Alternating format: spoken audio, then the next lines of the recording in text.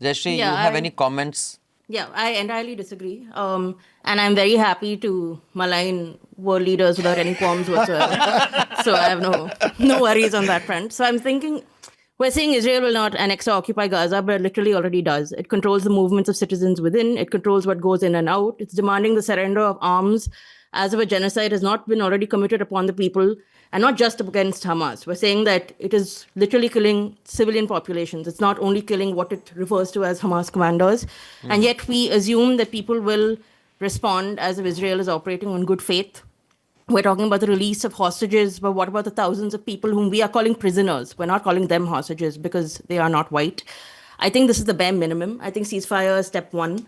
I think the ceasefire happens, the genocide has to end, the occupation has to end, the land has to be returned, and then The Hague, and then justice against everyone who has enabled the occupation and the genocide. In my opinion, there is only one state, and that state is Palestine. I believe in living there equally in that single state of Palestine with equal treatment and equal laws. But I do think there must be justice enacted against those who are responsible for what we have especially seen in the past 2 years. And this isn't only a 2 year war. This has been a conflict, as we can euphemistically put it, that has been going on for decades.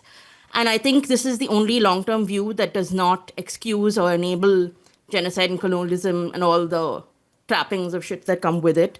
I feel that there is this tendency of the Western world to be very blinded by the idea of white supremacists. I think it is white supremacy that is the great evil that underpins the project in Palestine. I think we are so blinded that the great Western liberal media talks about this as if it's actually a war instead of a transparently visible genocide. And I think it is one of the most brutal and televised that the world has seen.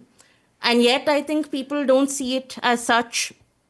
And we use very respectful phrases to sort of tiptoe around it. And I just find it so concerning and so strange that it has taken us so long to get to this point, and yet we are still sort of treading over the same, but security and geopolitics and violence. And I find that strange.